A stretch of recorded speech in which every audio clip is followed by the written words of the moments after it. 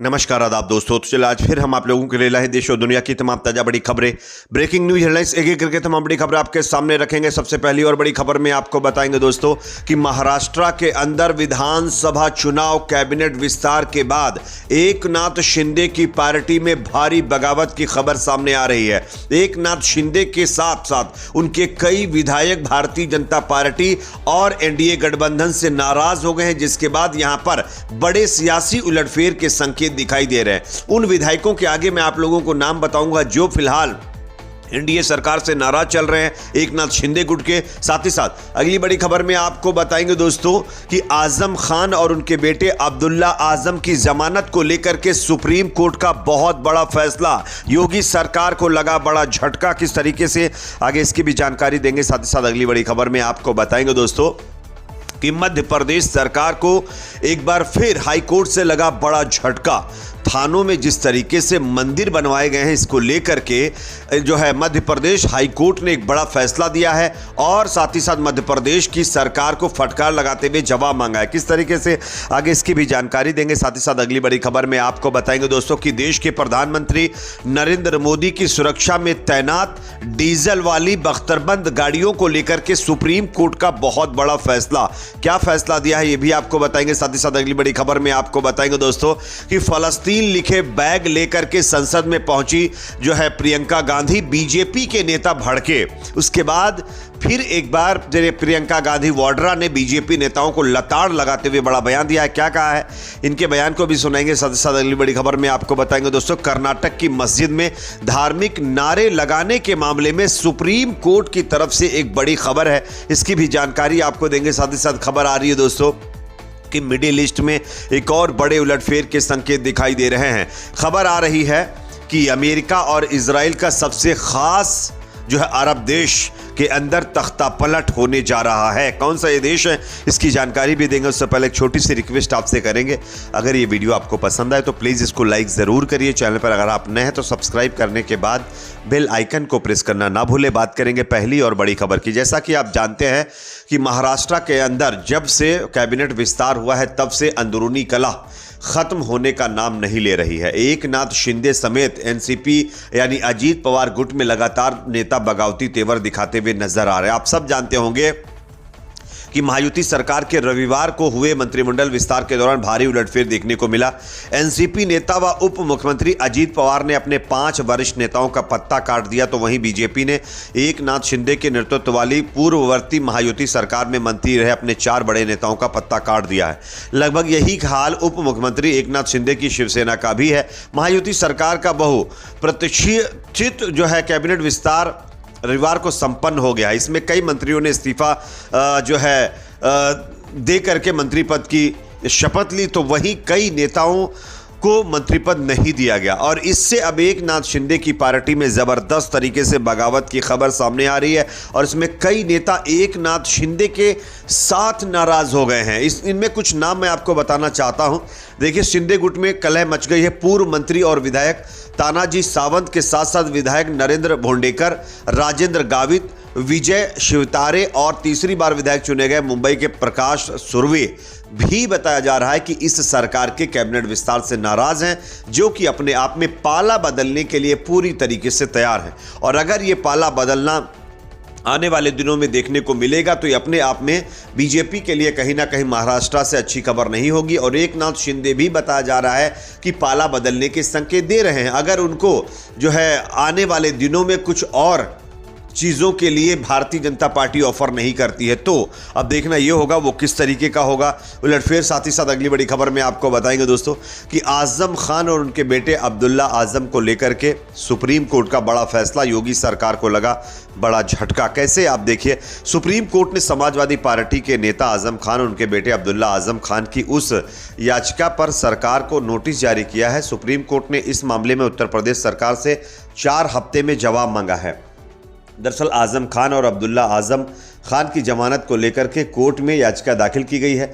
इसमें उन्होंने Allahabad high court के उस आदेश को चुनौती दी है जिसमें उन्हें चोरी की मशीनरी के मामले में जमानत देने से इनकार कर दिया गया था। इसी मामले में सरकार से सुप्रीम कोर्ट ने जवाब मांगा, यानी योगी सरकार से सुप्रीम कोर्ट ने जवाब मांगा है। साल 2022 में दोनों के खिलाफ आपराधिक मामला दर्ज कराया गया था। साल 2022 में दर्ज कराए गए आपराधिक मामलों में आजम खान के खिलाफ मशीन चोरी की शिकायत दर्ज कराई गई थी।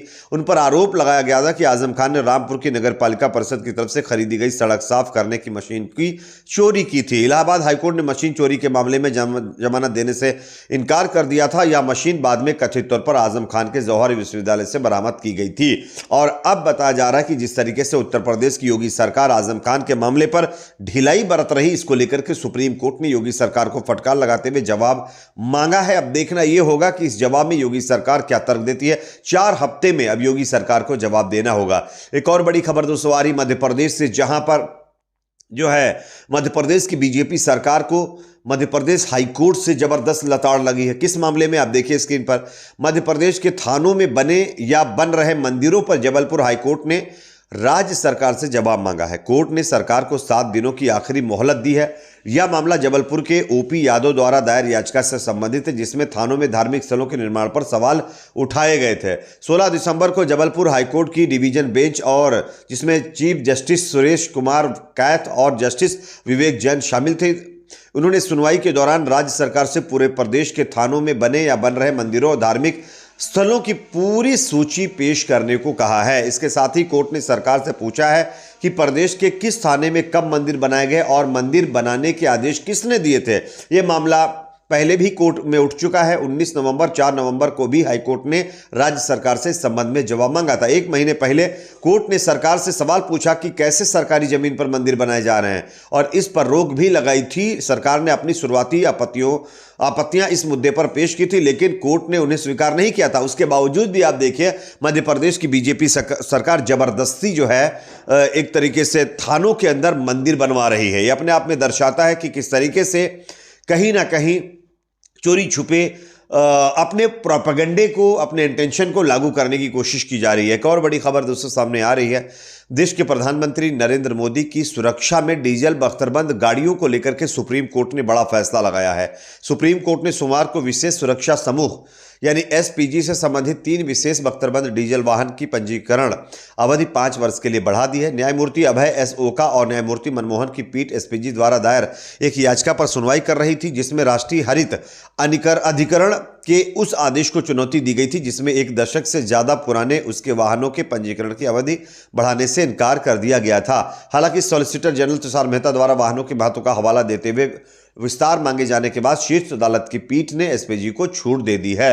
यानी कि अब कहीं ना कहीं देश के प्रधानमंत्री नरेंद्र मोदी के काफिले में डीजल वाली बख्तरबंद गाड़ियां शामिल रहेंगी, उन पर बैन नहीं लगाया जाएगा। एक और बड़ी खबर आ रही दोस्तों, फलस्तीन लिखे बैग लेकर जिस तरीके से संसद में कल प्रियंका गांधी पहुंची, उस पर बीजेपी के नेताओं ने सवाल खड़े कर दिए, और उसके बाद प्रियंका गांधी ने बीजेपी नेताओं को जबरदस्त लताड़ लगाई है और उन्होंने बयान दिया। क्या कहा आप देखिए। कांग्रेस नेता और वायनाड की सांसद प्रियंका गांधी भाजपा के बीच सोमवार को एक नई बहस छिड़ गई। दरअसल प्रियंका गांधी संसद परिसर में एक बैग लेकर पहुंची जिस पर फलस्तीन लिखा हुआ था और उसके साथ प्रतीक चिन्ह भी थे, जिसमें एक तरबूज भी शामिल था। तरबूज की फलस्तीनियों के विरोध और एकजुटता के प्रतीक के तौर पर देखा जाता है। इस कदम की भाजपा ने आलोचना की है और उनके इस कदम को तुष्टीकरण करार दिया है। बीजेपी सांसद संबित पात्रा ने प्रियंका गांधी परिवार तुष्टीकरण का झोला ढो रहा है। उन्होंने कहा कि इसी तुष्टीकरण की वजह से उन्हें कांग्रेस को चुनाव में हार मिली है। हालांकि प्रियंका गांधी ने कहा है कि मेरा जो मन करेगा मैं वो पहनूंगी। मेरी एक दोस्त ने जो फलस्तीन की थी उसने मुझे झोला गिफ्ट किया तो हमने पहन लिया, इसमें क्या बुराई है। एक और अपडेट आ रही दोस्तों, कर्नाटक में मस्जिद में धार्मिक नारे लगाने मामले में 80 से राहत नहीं। कोर्ट ने कहा अपनी बात राज्य सरकार को बताएं। यानी कि धार्मिक नारे लगाने वाले मामले पर जिस तरीके से सुप्रीम कोर्ट के अंदर याचिका लगाई गई थी, उस पर याचिकाकर्ता को सुप्रीम कोर्ट से कोई राहत नहीं मिली है। अब उसको हाईकोर्ट जाने की हिदायत दी गई है। साथ ही साथ दोस्तों यहां पर एक और बड़ी खबर आ रही है। मिडिल ईस्ट में एक और राज्य के अंदर तख्ता पलट की खबर सामने आ रही है। जानकारी मिल रही है कि यहां पर सीरिया के बाद अब आने वाले दिनों में आपको जॉर्डन के अंदर तख्ता पलट देखने को मिल सकता है। यहां पर बताया जा रहा है कि कुछ विद्रोही संगठन लगातार यहां की सरकार जो कि इजराइल की कठपुतली बनकर काम कर रही है, इसके खिलाफ मोर्चा खोले हुए हैं और कुछ दिनों के बाद खबर ये आ रही है कि सीरिया की तरह जॉर्डन में तख्तापलट देखने को मिल सकता है। इस पर आपकी अपनी क्या राय है, कमेंट सेक्शन में बताएं। वीडियो को लाइक शेयर, चैनल पर नए हैं तो सब्सक्राइब जरूर करें।